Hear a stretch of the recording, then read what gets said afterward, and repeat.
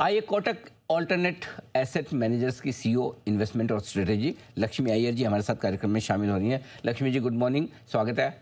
आज तो आपका नाम ही सार्थक कर रहा है मार्केट, सब तरफ लक्ष्मी की बरसात है। देख लीजिए 3-3% निफ्टी, कब पिछली बार हमने ऊपर देखा था? मिड कैप स्मॉल कैप 4-4% तक की तेज दौड़ लगा रहे हैं। All is well.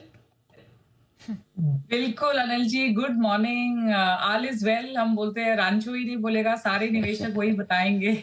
बिल्कुल। केवल केवल एक ही अंतर है, वैल्यूएशन और अर्निंग्स को नजरअंदाज करके ऑल इज वेल बोलना बहुत जरूरी है। हाँ बिल्कुल, थोड़ी बहुत तो कहीं कहीं तो इफोर बट मार्केट में रही जाती है। और अच्छा, बाय द वे बहुत सारे लोगों के बहुत सारे इफ्स एंड बहुत सारे बट्स हैं। ये हो जाएगा तब खरीदेंगे, वो हो जाएगा तब खरीदेंगे, युद्ध खत्म होगा तब खरीदेंगे, एफआईज आ जाएंगे तब खरीदेंगे, पहले एफआईज आएंगे तब खरीदेंगे, एफआईज आएंगे तो युद्ध खत्म होगा तब खरीदेंगे, अब युद्ध खत्म हो गया तो फिर भाव। मतलब क्या कोई कारण और बचेंगे जिसके लिए और ऐसे आराम से इंतजार करें, मिलेगा नीचे में? देखिए, वो तो दो जने एकदम ठीक बोल सकते हैं आपको। एक जो लायर होता है, जो झूठ बोलता है, या फिर जो लकी होता है, जो जिसकी किस्मत बहुत ही तेज होती है। आप और मैं किस कैटेगरी में आते हो हमको पता है। तो द नेक्स्ट बेस्ट थिंग जो हम कर सकते हैं कि अगर आपको इंडिया के फंडामेंटल्स पे भरोसा है, जो कि हम सबको है, जो कि इंडिया की मैक्रो की जो स्टोरी है वो काफी बुलंद है आज की तारीख में भी। और हमने पिछले हफ्ते में भी देखा जैसे जियोपॉलिटिक्स की समस्या कैसी हो रही थी, और पिछले महीने में भी देखा कैसे मार्केट काफी मजबूत रहा।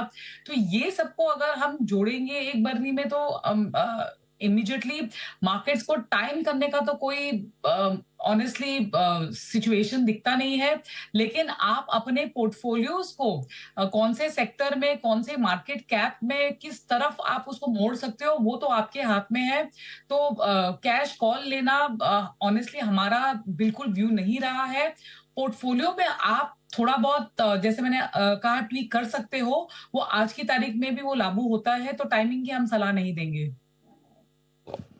मतलब ये कह सकते हैं कि बाजार फायरिंग ऑन ऑल सिलेंडर से एक तरफ देखें, एफआईज फिर से आज से पैसा लगाना शुरू करें, लोकल फंड्स गजब। अब शुक्रवार की गिरावट में सब लूट ले गए एकदम। 7,000 करोड़ से ज़्यादा की खरीदारी घरेलू फंड्स की, और एमफी के डेटा भी बहुत मजबूत है।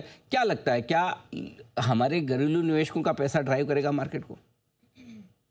देखिए, दो चीजें हैं। अगर महंगाई को अगर आपको काबू में लाना है तो, और आज का जो माहौल है अनिल जी, जो ब्याज दरें घट रही है, हमारा ये अनुमान है ब्याज दरें और यहाँ से घटेगी। तो आपको बैंक में अगर आप डिपॉजिट जमा कराते हो या फिर आप फिक्स्ड इनकम की कोई भी इंस्ट्रूमेंट में खरीदारी करते हो, तो वो महंगाई को अगले आने वाले 1, 1.5, 3 साल में बीट नहीं कर पाएगा। तो उसके लिए घरेलू निवेशकों को इक्विटी में लगाना बहुत बहुत जरूरी है। और मैं ये कहूंगी कि आप टाइमिंग बिल्कुल ना करें। जैसे आपको स्टैगर करते जाना है, हर फॉल में अगर आपको लगाना है, जैसे आपको लगे आज तो 700-800 पॉइंट की तेजी हो गई, आप क्या ही करेंगे।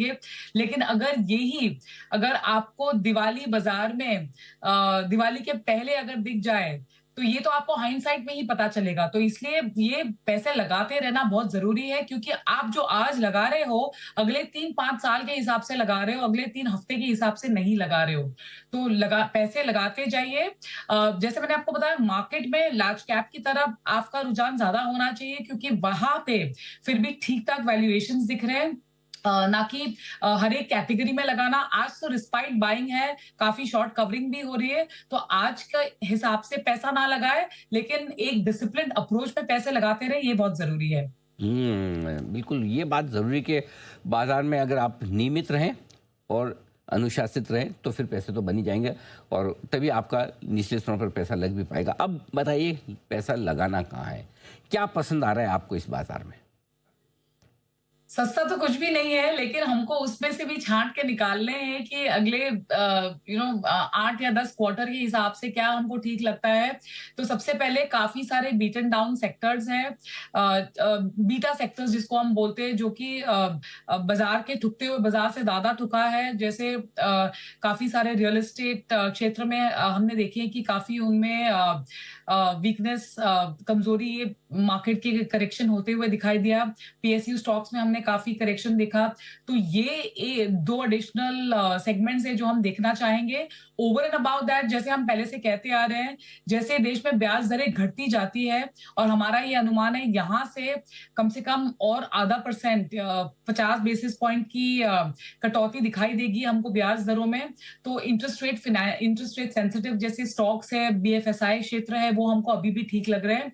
कंजम्पशन महंगे लग रहे हैं, लेकिन हमको उसमें भी क्योंकि वो इनवर्ड फेसिंग है, थोड़ा हमको वहां से भी चुन के स्टॉक्स हमको ठीक ठाक लग रहे हैं। बट और जैसे आईटी सेक्टर भी काफी ठुक गया था, वहां पे भी थोड़ी मजबूती हमको दिखाई दे रही है। बट ओवरऑल लार्ज कैप बायस रहेगा अभी भी। मिड कैप में जैसे स्टॉक्स में करेक्शन हुआ, तो हम स्टॉक सीमित जैसे थोड़े बहुत सेगमेंट्स है, इन्हीं क्षेत्र में हम खोजेंगे। जैसे बीएफएसआई जैसे बैंकिंग स्पेस में मिड मार्केट बैंक्स की हम खोज करेंगे। तो ऐसे इस मार्केट की रणनीति हमको ये ठीक लग रही है।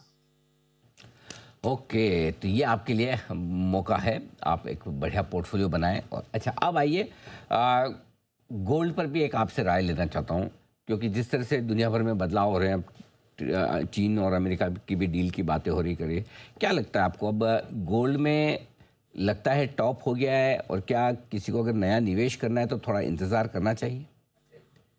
जी बिल्कुल, गोल्ड काफी हद तक उसका ड्रीम रन चल चुका है। तो जो लोगों ने काफी तगड़ा पैसा बनाया, वो नियर टर्म में शायद उनको कमाने को ना मिले।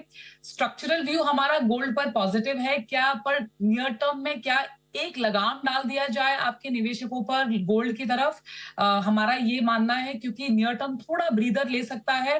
और एक और चीज है, जब काफी सारी जो विश्व भर में हो रहा है, जैसे जियोपॉलिटिक्स हो, ट्रेड रिलेटेड हो, अब इंडिया और यूके का जैसे ट्रेड एग्रीमेंट हो चुका है, अगर इंडिया और यूएस का भी अगर हो जाए, जो कि इन द वर्क्स है, तो ये सारी चीजें हैं जो उलझी हुई चीजों को धीमे धीमे सुलझा रही है।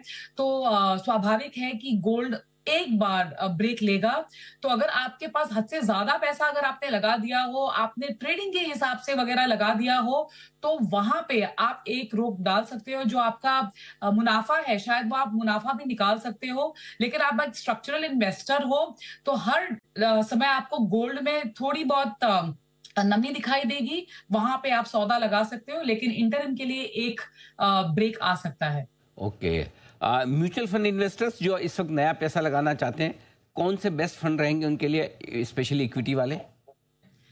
फ्लेक्सी कैप और मल्टी कैप हमको ठीक लगता है, क्योंकि इसमें क्या होता है, आपको हर एक कैटेगरी में निवेश करने को मिल जाता है और आपको यहाँ पे टाइमिंग करने की भी जरूरत नहीं पड़ती है। जो फर्स्ट टाइम निवेशक जो घबरा गए इस बाजार की परिस्थिति को देखकर, उनके लिए बैलेंस एडवांटेज फंड बहुत ही बढ़िया कैटेगरी है, जहां पे फंड मैनेजर टाइमिंग का व्यू लेता है, आपको बिल्कुल करने की जरूरत नहीं है। तो ये 3 कैटेगरी डेफिनेटली आप देख सकते हो म्यूचुअल फंड में निवेश करने के लिए। ये आपके लिए राय। लक्ष्मी जी, बहुत बहुत धन्यवाद, आपका समय दिया आपने और विस्तार से बाजार के डायरेक्शन पर अपनी राय दी। इस बड़े दिन आप हमारे साथ जुड़ी, थैंक यू सो मच, बहुत बहुत शुक्रिया। जल्द आपसे फिर मुलाकात होगी। आइए